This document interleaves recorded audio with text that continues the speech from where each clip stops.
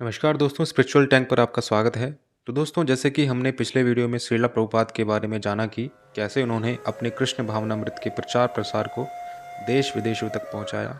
उसी क्रम में आगे बढ़ते हुए आज से हम उन्हीं के द्वारा अनुवाद की हुई श्रीमद् भगवद गीता का अध्ययन करेंगे।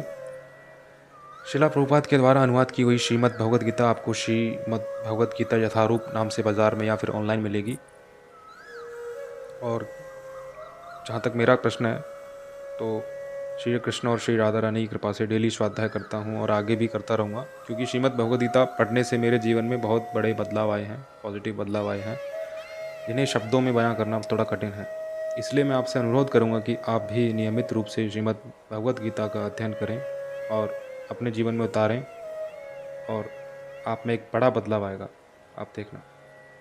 आपकी जानकारी के लिए बता दूं कि भगवद गीता में कुल 700 श्लोक हैं, जिनमें से भगवान श्री कृष्ण ने 574 श्लोक अपने श्रीमुख से बोले हैं और 84 श्लोक अर्जुन ने, 41 श्लोक संजय ने और केवल 1 श्लोक धृतराष्ट्र ने बोला है।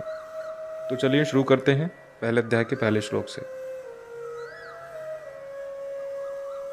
संजय, धर्मभूमि कुरुक्षेत्र में युद्ध की इच्छा से एकत्र हुए मेरे तथा पांडु के पुत्रों ने क्या किया? तो इसका तात्पर्य है, भगवद गीता एक बहुपाठित आस्तिक विज्ञान है जो गीता महात्म्य में सार रूप में दिया हुआ है। इसमें यह उल्लेख है कि मनुष्य को चाहिए कि वह कृष्ण के भक्त की सहायता से समीक्षण करते हुए भगवद गीता का अध्ययन करे और स्वार्थ प्रेरित व्याख्याओं के बिना उसे समझने का प्रयास करे। अर्जुन ने जिस प्रकार से साक्षात भगवान कृष्ण से गीता सुनी और उसका उपदेश ग्रहण किया, इस प्रकार की स्पष्ट अनुभूति का उदाहरण भगवद गीता में ही है। यदि उसी गुरु परंपरा से निजी स्वार्थ से प्रेरित होते हुए बिना किसी को भगवद गीता समझने का सौभाग्य प्राप्त होता है या फिर हो, तो वह समस्त वैदिक ज्ञान तथा विश्व के समस्त शास्त्रों के अध्ययन को पीछे छोड़ देता है। पाठक को भगवद गीता में न केवल अन्य शास्त्रों की सारी बातें मिलेंगी, अपितु ऐसी बातें भी मिलेंगी जो अन्यत्र कहीं उपलब्ध नहीं है।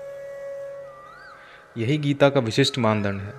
स्वयं भगवान श्री कृष्ण द्वारा साक्षात उच्चरित होने के कारण यह पूर्ण आस्तिक विज्ञान है।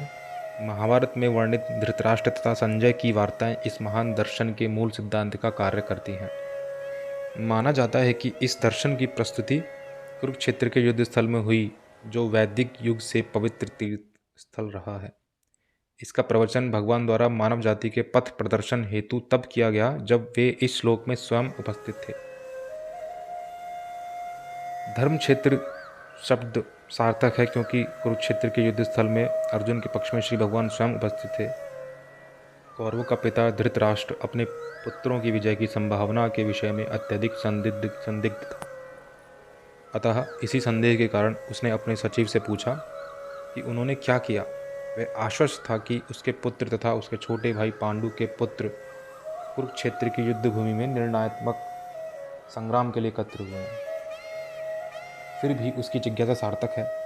वह नहीं चाहता था कि भाइयों में कोई समझौता हो, अतः वह युद्ध भूमि में अपने पुत्रों की नियति के विषय में आश्वस्त होना चाह रहा था, क्योंकि इस युद्ध को कुरुक्षेत्र में लड़ा जाना था, जिसका उल्लेख वेदों में स्वर्ग के निवासियों के लिए भी तीर्थ स्थल के रूप में हुआ है।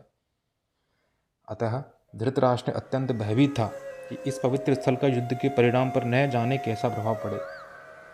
उसे भली भांति ज्ञात था कि इसका प्रभाव अर्जुन तथा पांडु के अन्य पुत्रों पर अत्यंत अनुकूल पड़ेगा, क्योंकि संभाव से वे सभी पुण्यात्मा थे। संजय श्री व्यास का शिष्य था, अतः उनकी कृपा से संजय धृतराष्ट्र के कक्ष में बैठे बैठे कुरुक्षेत्र के युद्ध स्थल का दर्शन कर सकता था। इसीलिए धृतराष्ट्र ने उससे युद्ध स्थल की स्थिति के विषय में पूछा। पांडव तथा धृतराष्ट्र के पुत्र दोनों ही एक वंश से संबंधित हैं, किंतु यहाँ पर धृतराष्ट्र के वाक्य से उसके मनोभाव प्रकट होते हैं। उसने जानबूझकर अपने पुत्रों को कुरु कहा और पांडु के पुत्रों को वंश के उत्तराधिकार से विलग कर दिया।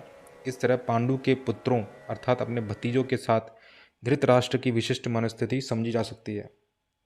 जिस प्रकार धान के खेत से अवांछित पौधे को उखाड़ दिया जाता है, उसी प्रकार इस कथा के प्रारंभ से ही ऐसी आशा की जाती है कि जहाँ धर्म के पिता श्री कृष्ण उपस्थित हों, वहाँ कुरुक्षेत्र रूपी खेत में दुर्योधन आदि धृतराष्ट्र के पुत्र रूपी अवांछित पौधों को समूल नष्ट करके युधिष्ठिर आदि नितांत धार्मिक पुरुषों की स्थापना की जाएगी। यहाँ धर्म क्षेत्र तथा कुरुक्षेत्र शब्दों की उनकी ऐतिहासिक तथा वैदिक महत्ता के अतिरिक्त यही सार्थकता है।